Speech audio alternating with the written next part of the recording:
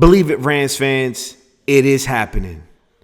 Ladies and gentlemen, I know you guys all saw the report that dropped yesterday. You saw the excitement on Sean McVay's face. Ladies and gentlemen, this is why you need to become a part of this family. The minute the LA Rams made the trade for Myles Garrett, I came on here and told you guys that Aaron Donald was going to return. And there were some people who were skeptical. Some people didn't believe that I didn't know what I was talking about. Well, ladies and gentlemen, when you read the body language and you read between those lines, you knew it was inevitable. And ladies and gentlemen, there's no need for a long-winded introduction in today's video. We're going to pull up the research mode, and this is how I'm feeling this morning. Let's do it, man. Pull the bad boy up. This is the energy we on, baby. Y'all see it. Double digits, man.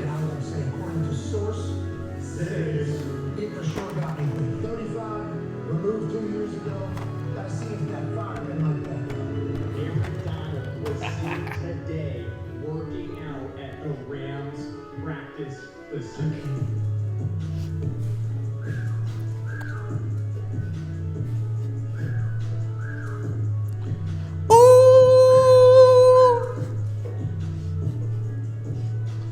Oh, man. Ladies and gentlemen. Now, you know, I get really excited. Let me pull up the full view. You guys all know I get excited. I'm talking about the LA Rams. You guys all know I love football. But the bombshell of news that dropped yesterday by one Sean McVay, in which they talked about a tryout that Aaron Donald had, in which he said it was the best tryout that he had seen. Ladies and gentlemen, this isn't going to be a long video. We have to react to the news that dropped yesterday. There's two things we got to react to. Aaron Donald working out with the LA Rams. And number two, PUKA NACUA hiring a different agency to represent him for his contract negotiations. Now, we're going to talk a little bit about that, all right, because we have to compare it to a contract that, though I like the player, I thought he was extremely overpaid at that position, which I believe is going to impact the way the negotiations go with PUKA NACUA. We'll get into that at the later portion of the video. That's not what you guys are here for. You guys are here for the Aaron Donald news. Now, ladies and gentlemen, it was reported yesterday by Sean McVay. Let's pull up research mode. Here we go. You're going to look at the reaction on his face. Sorry. Let's pull this bad boy up. Go all the way up top. Sorry, you guys had to go in the archives to find out that video. We'll find that video. Here we go. Couldn't help but note, like right before we started, I hope you're even aware of this, like the NFL transaction wire. Y'all saw it. Aaron Donald working out with the Rams today, which I guess Did it come across as a tryout? it did come across as a tryout. That we've ever had? Yo, look how excited McVay is, yo. I think we got a shot. Yeah, that was honestly our way of being able to get a workout with him within the parameters of what's necessary. But Gibbs Smith said it's the greatest tryout he's ever had. I don't know if Sean would be the best poker player in the world, but he's terrible about Aaron Donald. But Yeah, you know what? I would never claim to be a good poker player either. I told you guys that. You don't got a good poker face. My man can't contain his excitement, bro. couldn't help but note, like right before we started, I hope you're. Now, ladies and gentlemen, going back to what my man was saying about him having a bad poker face. Let's pull up the full view. All right. Here's the deal with Sean McVay. You saw the interview he had where he wasn't responding. He just had facial expressions to the questions that were being asked of him. You all saw this coming down the pike. Aaron Donald being seen at the practice facility a couple of weeks ago, that was just about him trying to see if he could get that fire light back up to see how his body would react. Remember, I came on here, I explained this a couple of episodes ago based off of what Andrew Whitworth said. And Whitworth said at the time that he felt like Aaron Donald was really, really close to making a return. Now, here's the deal, ladies and gentlemen. I don't want to repeat a lot of the things that I have said, why the LA Rams need him. Right? Remember, I went back to talking about Byron Young's knee, and I really feel like incorporating a guy like Aaron Donald with this defensive line would make them the greatest defensive line in the history of the NFL, because teams are going to, once again, we're going to set the terms to them, okay? So if the LA Rams get their opponents into a 3rd and long, it is curtains. You're going to have to max protect, and if you max protect, that means you're really blocking 7. You're going to need your running back to chip, and you're going to need your tight end to chip, which essentially at that point, we got 6 men in coverage going up against 3 receivers. I'll take my odds every single time.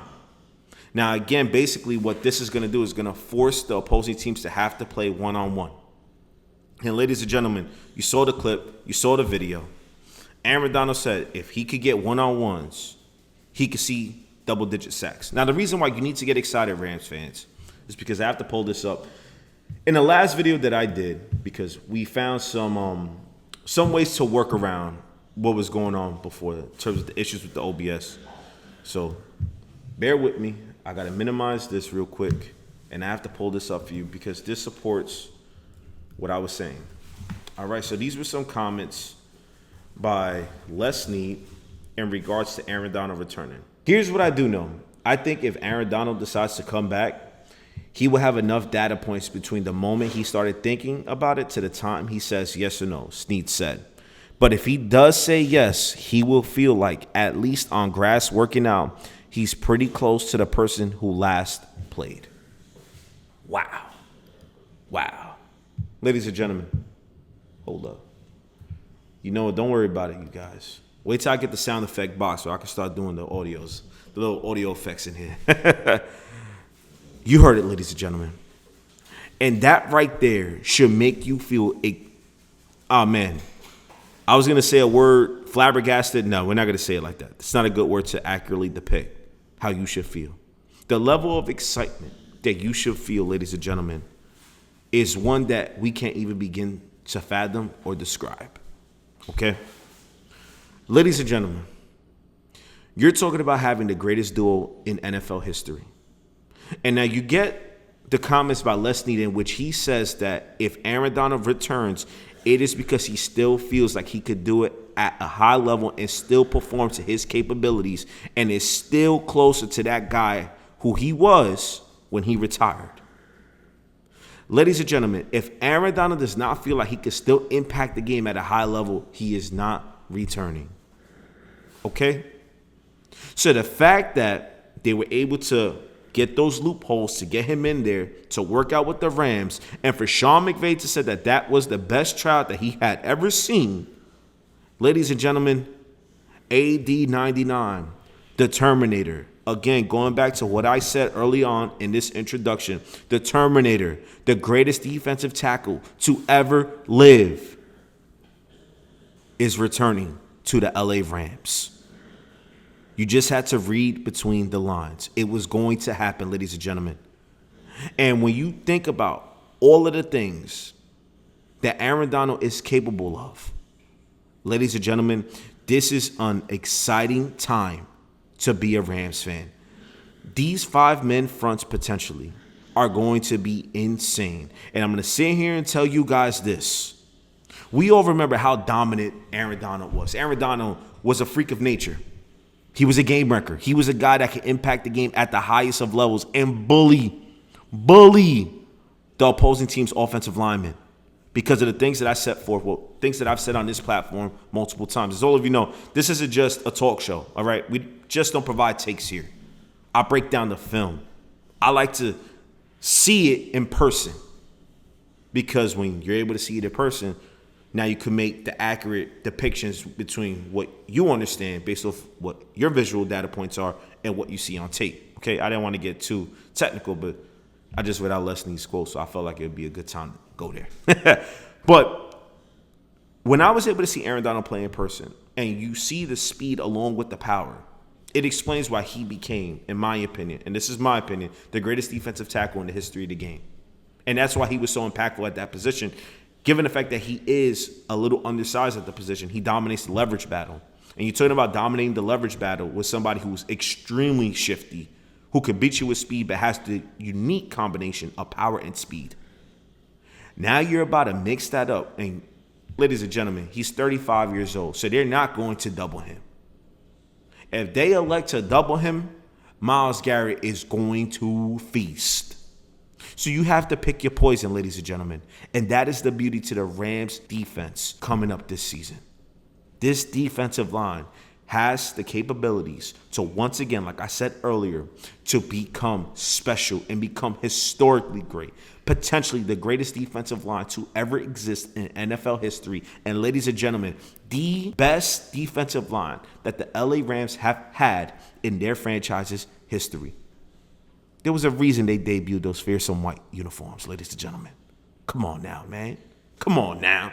You got to read between the lines. You already know where this was going, man.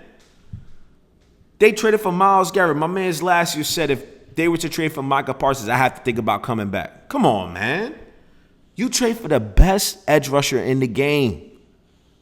When it's all said and done, there is a very realistic chance that Myles Garrett could go down as the greatest edge rusher to ever live and play in the NFL. Now, I'm not sitting here saying he's there right now. Lawrence Taylor was an absolute dog, freak in nature. But when Myles Garrett's career is all said and done, there's a legitimate argument that could be made on his behalf. You pair that talent up with that already talented line, Kobe Turner, Braden Fisk. Again, I don't want to go over the stats. You guys, you could go view one of my previous episodes where I broke down the stats, okay? Byron Young, who he had, 12, 13 sacks last year? I believe it was 12 with Jarrett Verse, and he had a hurt knee following the Seahawks game. Ladies and gentlemen, all you had to do was read between the lines. It's happening. I can confidently say that Aaron Donald's returning. Sean McVay said that we would get an update once they got back to Woodland Hills. And ladies and gentlemen, here we are. Be excited, Rams fans. Enjoy this. I came on here and told you guys that the LA Rams have the potential to have a ridiculously special season. They are on the verge of being able to achieve something that I believe can be, I think there is a very realistic argument if everything clicks and the LA Rams are able to stay 100% healthy. There's a very realistic argument for them that they could go down as one of the best teams to ever live and one of the best teams to ever exist in NFL history. There's going to be an argument made for them. If this clicks the way I believe it can, because I believe we have the leadership up top that flows all the way from the top down. We have the cohesion. We have the chemistry. We have everything that you need to make this pop. Sean McVay's history, when he has brought in talented players like this, it has always worked out. 2018, you made it to the Super Bowl. The 2021 and 2022 season, you made it to the Super Bowl, and you won the Super Bowl.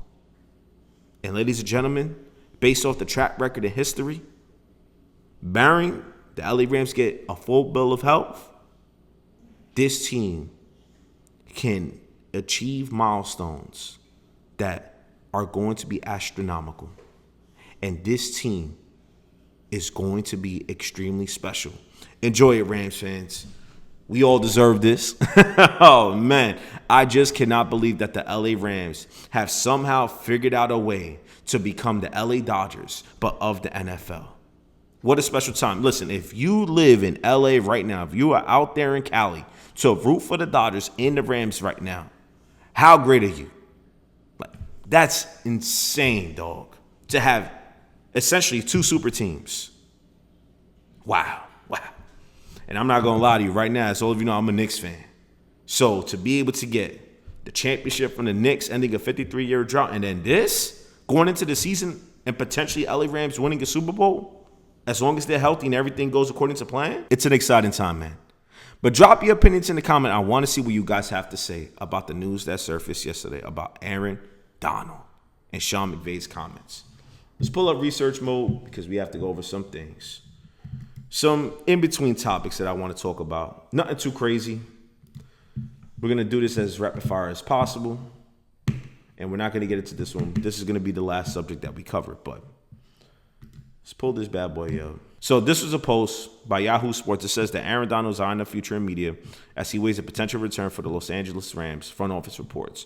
The Super Bowl champion is in the process of developing a docuseries and has signed with a management team to grow his business, brand partnerships, and overall profile in the media and entertainment industries. Now, ladies and gentlemen, I think this went over a lot of people's heads, okay? Because I know a lot of people were saying, well, That's basically him mulling it. Let me pull up the full view. That's basically Aaron Donald just mulling the idea of whether he wants to stay in the media or play, right? No, ladies and gentlemen. They go hand in hand, okay? You just don't sign on with that type of deal unless you understand what it's going to take to truly grow your business and truly market yourself. So you sign a docuseries, right? The reason why you do that is because you want to document your journey. You want to document you coming back to the NFL. And if you go out and win a Super Bowl championship again and officially wrapping up your career as a 2-time Super Bowl champion, and it is all documented, ladies and gentlemen, that not only is great for his business, right? And he has vested interest now by fans who now want to buy into him, which then helps, basically helps set him up for his future once he's retired with football, okay? So I know a lot of people are saying, well, that's him mulling. Ladies and gentlemen, that's not him mulling. That's him getting ready to document everything, the return, him going back to playing, and the journey that has taken him, right? From the decision in which he decided to make the comeback all the way to him becoming a Super Bowl champion. Ladies and gentlemen, man, you really can't. You know, I just like saying this, man, is that sometimes you say you could have had drawn up a better script, and I know that makes it feel like things are fake. But ladies and gentlemen, man, you really could not have drawn up a better script.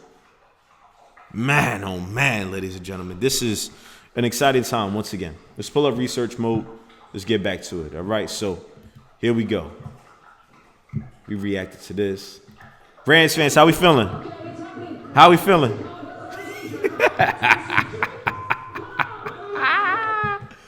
Woo! Yes, sir. Yes, sir. Shout out to Rams every day, all day on Instagram, man. Let's pull this bad boy up. Here's a tweet by Alex Barth, real Alex Barth. The Rams are one step closer to pairing Myles Garrett and Aaron Donald. Tweet by Adam Schefter. It was a repost of a tweet. Aaron Donald worked out today for the Los Angeles Rams per the NFL Wire. Y'all see this, ladies and gentlemen. This is legit. This is happening. This is happening, ladies and gentlemen. Y'all see this? The concept of Aaron Donald trying out to make a team is hilarious. If he really wants to come back, nobody can stop him. Y'all see this, right? Now, the reason you do the tryout, ladies and gentlemen, is because it is a loophole to get him on the field practicing and being able to see what he could do in football activities with his teammates, okay? Technically, for being honest, it wasn't a tryout. They just can't legally bring him back because he is retired. And they're trying to do things in a way in which they're able to check off every box possible for Aaron Donald to make sure that when he makes a decision to come back from retirement, that he is in that mindset to say, I'm ready to do this. Going back to the comments that I pulled up earlier by Les Snead, which he said that Aaron Donald would have the proper data points going back to when he started the decision-making process to go out and say, all right, now I am ready to come back. And going back to the comments that Andrew Whitworth said, he said, essentially with Aaron Donald, he's really close to being back. Obviously, they're still good friends. They talk a lot. And he said the biggest thing for him is making sure that he's able to respond after being extremely sore and getting back into that grind and wanting to get after it every day. For one more season, for a player in Aaron Donald who has taken care of himself post-retirement, a guy who obliterated Jared Verse in workouts last year, and Jared Verse was like, I'm not working out with that man again. That same man is still in great shape. And obviously, I don't know how it all went. Adam Schefter said that they wanted to get him into more NFL football caliber workouts. And they wanted to see how his body responded. And ladies and gentlemen, I don't think you're tracking. If he felt like his body was responding well, that is why you get that trial right there, which means he's feeling great. And then you go back to the comments that Leslie said, in which he said this, that it would only be a decision that Aaron Donald makes if he could still play at the level at which he played at in his last season.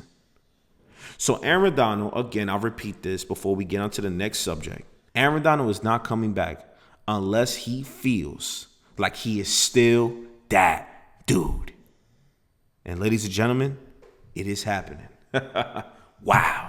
Now, ladies and gentlemen, we got to react to the remainder of the updated post, right? Because Rams had practice yesterday, and Stetson Bennett didn't have himself a good day. We're going to briefly react to that because I already know what you guys are here for. You guys want to know about Aaron Donald. You guys want to know about PUKA NACUA.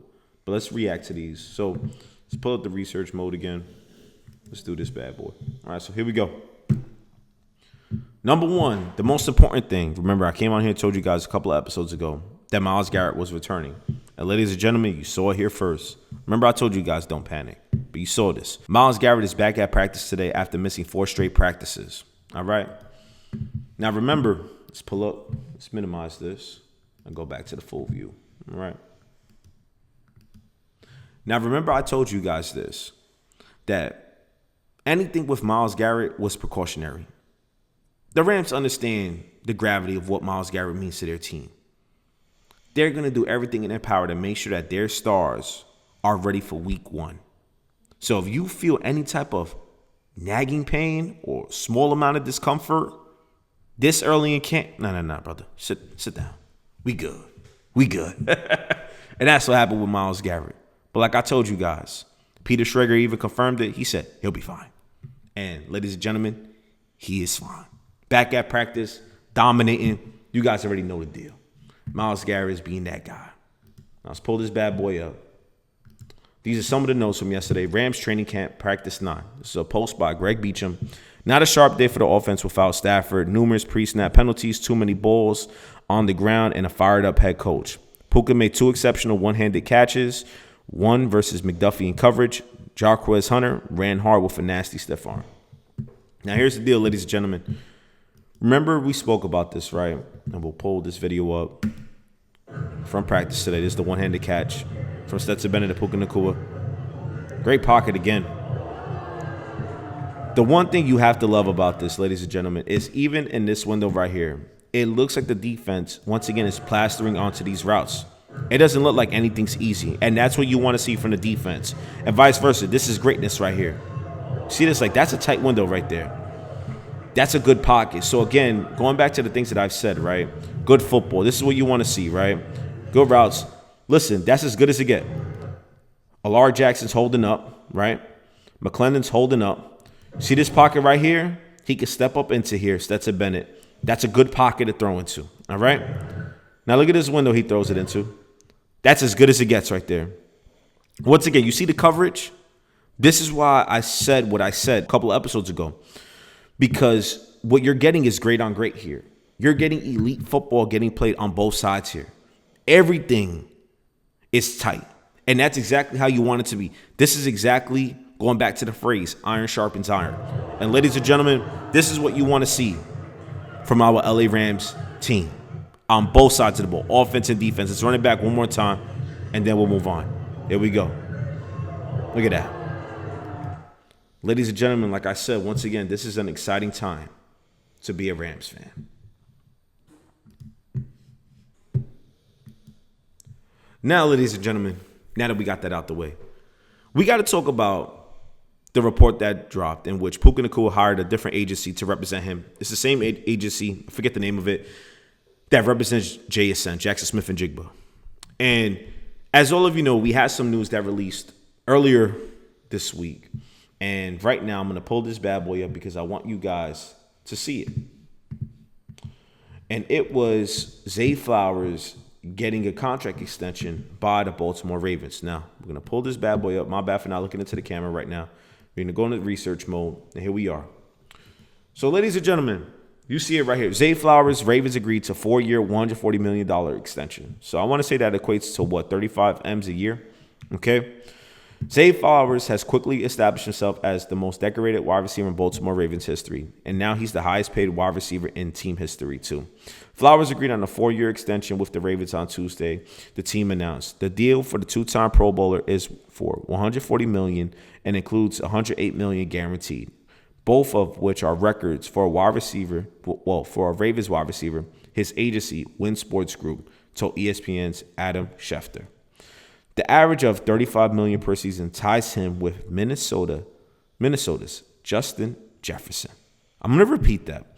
The average of $35 million per season ties him with Minnesota's wide receiver Justin Jefferson as the NFL's fourth highest paid wide receiver. Flowers becomes the second highest paid player on the Ravens behind quarterback Lamar Jackson. Ladies and gentlemen, I understand the numbers. He'll turn 26 next month. His 1,211 yards, receiving yards, accounted for 36.9% of the Ravens' total receiving yards, which was the second highest share by any player in 2025 behind Seattle's JSN, 44.1%. Ladies and gentlemen, I'm sorry. Let's pull these numbers up. Y'all see this? So JSN, 42.15. Jamar Chase, 40.25. Drake London, 35.25. Justin Jefferson, 35 M's. CeeDee Lamb, 34 M's. Zay Flowers, 35 M's. Drake London. Now, I'm going to pull up the full view on this because we got to chop it up about this. All right. So I was speaking with somebody through DMs. I want to say it was 2 days ago when we saw the Zay Flowers contract extension. And I spoke about this. And it just feels like the NFL, they're their own worst enemies. These front offices, they decide to reset the market. Just when you think a position can be capped off, they say, no. We got to outdo ourselves. And then give a player a contract that puts them at a level that now every other team has to compete with, which now makes the front office job much more difficult. Why? Because you basically have to go off of what this said player made on his contract extension. So, ladies and gentlemen, we've seen this, right? The Cleveland Browns a couple of years ago traded for Deshaun Watson and gave him that ridiculous contract that was fully guaranteed. And at that time, that severely impacted the market for the quarterback, right? Remember, Lamar Jackson was due to get his contract. And remember how close the Ravens got to trading him to the Atlanta Falcons because of them not really wanting to pay Lamar Jackson in terms of giving him all that guaranteed money. And why? It was because of the precedent that was set forth by the Cleveland Browns. And now, ladies and gentlemen, going back to research mode, I go back to that because I think Drake London is a fantastic wide receiver. I think he's really, really good. Sorry about that. But there's no way that Drake London and Zay Flowers should be making more than Justin Jefferson and CeeDee Lamb. I'm not going to sit here and say I'm pocket watching. These players got to do what's best for them, and they had agents who did their job. But there's no way Drake London and Zay Flowers should be over Justin Jefferson and CeeDee Lamb. Okay? So now this goes back to the problem that we had in the NFL with the quarterbacks, because you guys all remember how things turned out. Tua Tagovailoa ended up getting paid after the Deshaun Watson contract. All right? Remember the contract Jordan Love signed. Brock Purdy signed. Okay?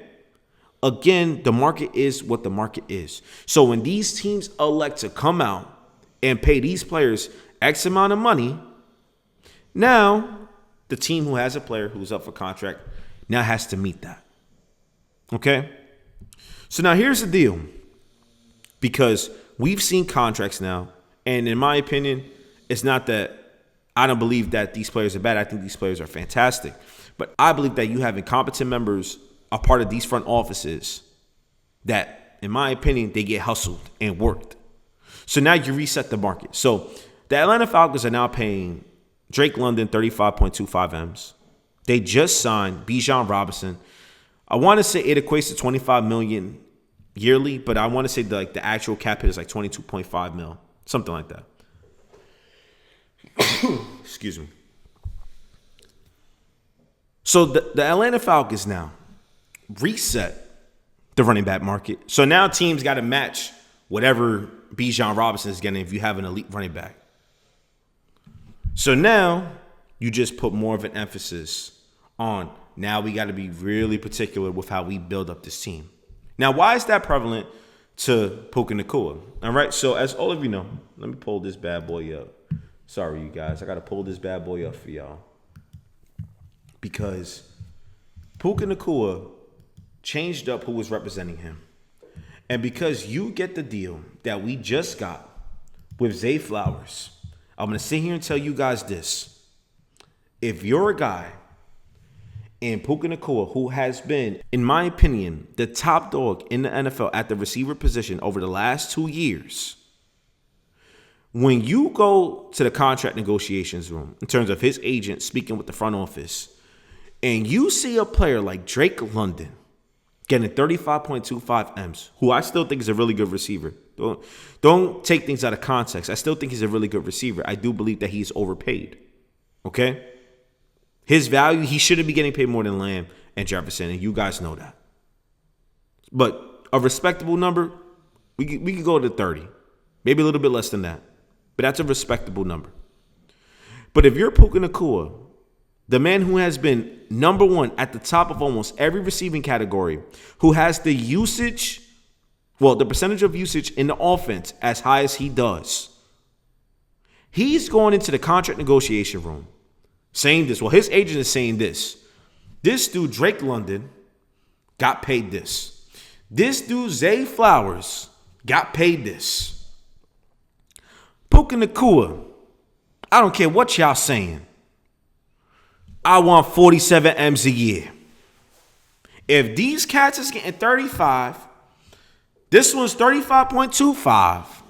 My client wants 47. What do you do then if you're Leslie? See, again, this is why it impacts the LA Rams astronomically. Because we're talking about a team that's going into next season with, 18, 19 free agents, impending free agents. They specifically didn't do any contract extensions to figure out how they were going to proceed going forward after the season. All right. And I don't want to talk about the offseason coming up, but it's very important that we understand what is going on here. Okay. PUKA NACUA is very well deserving of being paid top receiver money, getting paid top dollar at his position. All right. And JSN got 42 point whatever it was M's. Okay. But when you see a player like Justin Jefferson, only making 35 M's, there's a problem now. And these front offices have now reset this position because they don't trust in their ability to draft the wide receiver talent and develop them. Okay? So when you reset the market with players who technically, well, I'm going to say reset the market, when you pay a player that type of money, and their production doesn't equate to that. To the level of those elite top guys is very similar to when Josh Allen got paid, when Joe Burrow got paid, right? And then Tua had to get paid. Y'all remember that? And Tua, coming off of a good season in which he was gifted Tyreek Hill, needed to get paid his bag, which was 45 M's a season? I forget how much it was at the time. But everybody knew he should have gotten paid that money. And again, this is ammunition for the opposite side to say, hey, listen, my client's going to sign for this. And if it doesn't happen and they put a hard cap on it, let's say PUKA NACUA does not get a contract extension done, which I believe does happen. But let's say he doesn't because the two can't agree to sides. If this doesn't happen and he plays and balls out and solidifies himself as the number one receiver in the NFL this season, this is what you're looking at, ladies and gentlemen. You're looking at PUKA NACUA going into the offseason next year and his agents demanding 50 M's a year. And it's going to be hard capped at that. We're not going anything lower. So again, I do believe that this could get kind of dicey, but I believe it gets done because I believe that Leslie is a smart businessman and he knows the value of PUKA NACUA. And ladies and gentlemen, it's just crazy how these front offices are betting against themselves. They're like their own worst enemy, man. But salute to Zay Flowers on his contract extension, and now we await our guy, PUKA NACUA. Ladies and gentlemen, drop your opinions in the comments. Do you believe the deal gets done? Let's talk about it. This is the post by Rams Every Day, All Day. It's a tweet by Adam Schefter. Rams standout wide receiver PUKA NACUA, who is entering the final year of his 4-year rookie contract, has hired @Win Sports Group to represent him in contract negotiations. Ladies and gentlemen, we are getting close. We are getting close, man.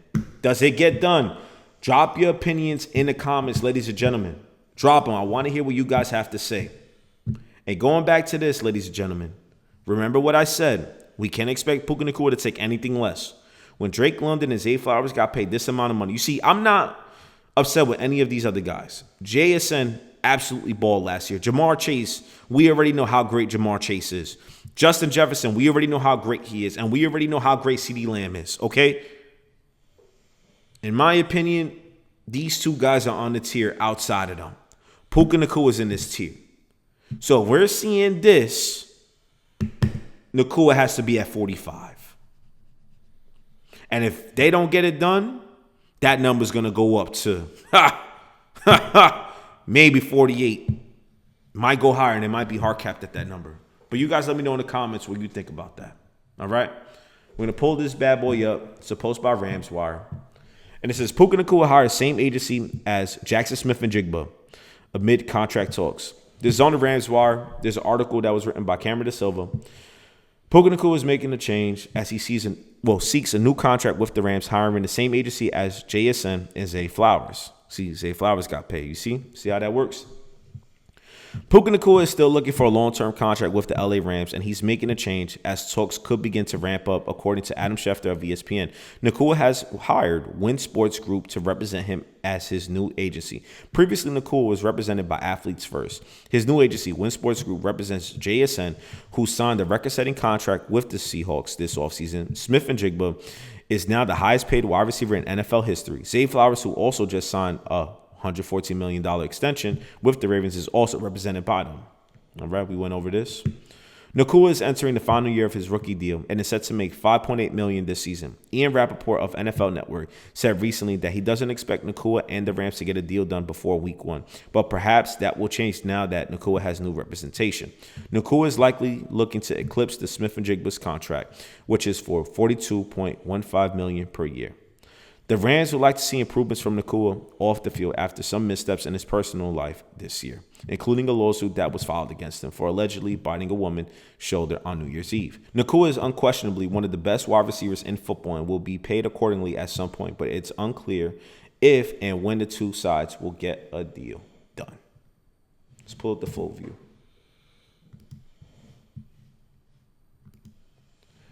Now, ladies and gentlemen, hold on. Minimize that. Make sure we good. All right. Now, ladies and gentlemen, the reason why that is important, right, is because Puka Nacua's off the field antics, right? That's what's held up this payday. And it's unfortunate now because we're in a position where the Rams are betting on the player, right? Well, they're betting on themselves to say, you know what? We're not doing what we did the last go around in 2018. Y'all remember the offseason in which the Rams decided to sign Brandon Cooks long-term, Todd Gurley. Remember when they were giving out all those contract extensions? They had signed Aaron Donald to his big-time deal, and they had brought in Aqib Talib, Marcus Peters, and they understood that Marcus Peters, he was in a contract here, but they had some players who were under contract for some time, and they had to make some hard decisions as to who they were going to retain after the season. But that was their way of saying, this is our window, we're going to attack it. Now, I believe what the LA Rams have done is, based off the philosophy that they have had, dating back to those years that they made the Super Bowl runs, remember how tightly they were against the cap. Remember that? 2017, after that, they had one of the higher cap numbers, right? They go into the 2018 season, they go to the Super Bowl, they don't get the job done. But following that, it was about how can we navigate this cap situation, understanding that we have to pay these guys who are no longer here their money, and we have dead cap hits, okay? So now the LA Rams said, I believe that they learned from this mistake. Remember how strapped they were in 2022? That season, the year that they went off a cliff, right? They went 5-12. If you go back to that season, the LA Rams, they were strapped financially. They couldn't make many moves. That was why they couldn't bring back Von Miller at the time. And that's why they had to elect to sign Allen Robinson. Now, the Rams, in my opinion, have said, we are not going to do that. We are going to allow ourselves to get full financial flexibility. That way, once we get the desired outcome, whether that be getting to the Super Bowl, winning the Super Bowl, in this case, it's winning the Super Bowl, that they have everything present to them to say, okay, this right here is what we're going to build with. We are not tied into anything financially long-term, so that way we don't have to pay dead cap penalty hits. So at that point, we can maximize what we could do with this roster. It's a little bit different than what they did the last two go-arounds. And that is why the LA Rams are being very specific with how they're doing business right now. And Puka Nacua is one of those guys when you have some of those off the field concerns, you cannot tie in 45 M's a year to Puka Nacua based off of that. You just can't. Because the way they're looking at it is, what if he falls off a cliff and now we are tied into paying him this type of money, very similar to the Brandon Ayuk situation. So that is why the LA Rams held back on not paying Puka Nacua. But Puka Nacua, once again, his play certifies it. The usage certifies it. He needs to be the top paid receiver in the game right now. And I believe the deal gets done. I believe that the annual amount is going to be around 45 M's a year. You guys let me know in the comments what you think about that. But right now, ladies and gentlemen, that's how I feel about the contract situation. It would have gotten done already if it wasn't for the antics that happened in the offseason. And here's the deal. Puka Nacua is deserving of that payday. And I really do believe that he gets paid. Do you guys believe a contract extension gets done before week 1? Let's talk about it in the comments, you guys. And we're going to wrap up this video with this, because I have to pull this bad boy up to further solidify my case, all right? I just have to. I don't want to be that guy, but I just have to. We're going to let AI pull this bad boy up. So here we go, ladies and gentlemen. Y'all want to sit here and chop it up? Let's chop it up. So Drake London last year, 919 receiving yards. Now, that number is skewed because he only played 12 games. So chances are if he played 16, this number would have been closer to 1,300, 1,400 yards. Not bad. 7 receiving touchdowns. Still pretty good. Zay Flowers, 17 games played, 86 receptions, 1,211 yards, 5 TDs. All right. 458 yards after the catch. 62 rushing yards. Y'all see Puka Nacua's numbers right here? 16 games played. So he played 1 less. 129 receptions. 1,715 receiving yards. 10 receiving touchdowns.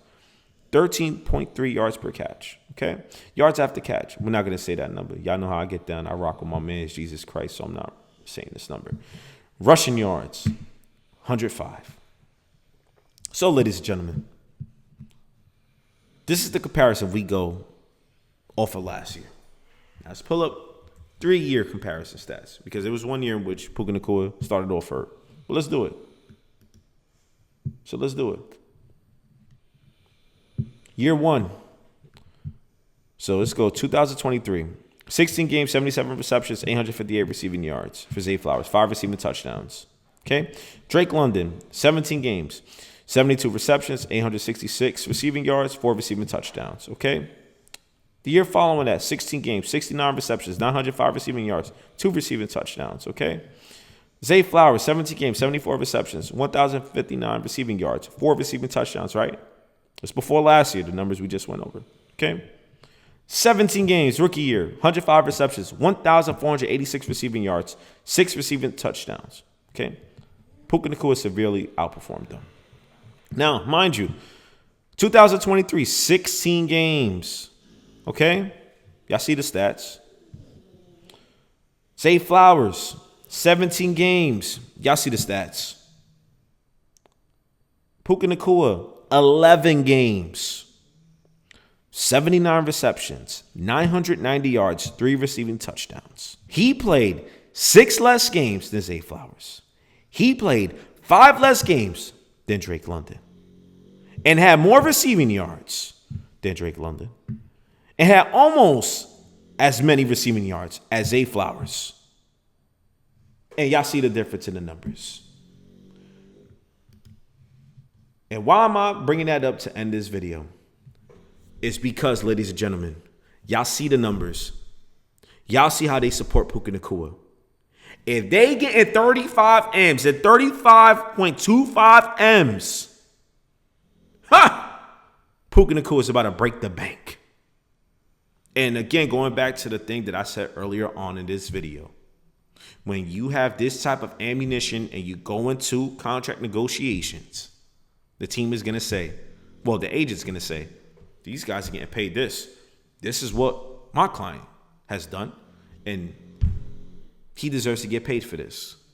And we're not taking anything less, because if these teams were willing to pay these set players this amount of money, you guys already know what type of time it is. And hold up. Before I officially end this video, because my fault, I'm cooking right now, we're going to do the usage rate of the offense. Usage rate. Offense. NFL. PUKA, NACUA, Zay Flowers, and Drake London. Let's go. Target share, 28.5% to 30.3% of the Rams offense for Puka Nacua. All right. Target share, 28% to 29.2% of Ravens passing opportunities for Zay Flowers. Drake London, 28.1% to 29.2%. Overall, spiking over 31.6 prior to his 2025 knee injury. All right. So, ladies and gentlemen, y'all see this. Y'all see this, right? Posted a league-leading 3.8 yards per route with an elite 77.7 catch rate. He was number one in contested catches last year. Okay? So, ladies and gentlemen, you see Puka Nacua's stats compared to them. Higher usage. Number one in those areas in which you want your wide receiver to be number one in. And ladies and gentlemen, that's how we're going to wrap up this video on this episode of UDK Sports Talk. Ladies and gentlemen, let me know in the comments, what do you think about Puka Nacua's contract extension? Do you believe that it gets done? Do you believe a deal gets done before week 1? I believe it does. I believe with them hiring, him hiring that agency, Win Sports Group, I believe it gets done for this reason only. Leslie is a smart businessman. If they let this play out this season and he goes off, which I am anticipating he does, and you cap it off of the Super Bowl, ladies and gentlemen, you have no choice but to pay that man. And he is going to set the terms. So before you allow him and his agent to set the terms and put a hard cap in terms of putting a floor at the number they're starting at, I suggest you get the job done and get it done now. But that's my opinion on the situation. You guys let me know in the comments, what do you think about Puka Nacua? Because I do believe if the deal doesn't get done, this could get dicey because they're going to want Puka Nacua to behave off the field. They're going to want him to act accordingly, right? And they're going to expect big-time things from Puka Nacua. And they want to make sure that their money is well vested. And let's say it goes well this year. What happens if next year they end up franchising him before coming to an agreement on a contract? Like, you see how this thing can get dicey? And that is why I believe Leslie is a smart businessman.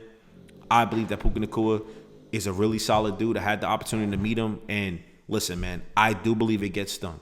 He might have had some issues last offseason, but he was great before that. We got to stop allowing 1 or 2 bad experiences with a player. We have to stop letting that, what's the word I'm looking for? You need to stop letting that cloud over the fact that previous to that one season, those couple of things, he was great. So again, you just know how the media is. You know how they like to spin things and spin narratives. But listen, you guys, that's all I got for you. This is another episode of UDK Sports Talk. Thank you all for taking some time out of your day to watch another episode, and I'll catch you guys on the next one. Peace.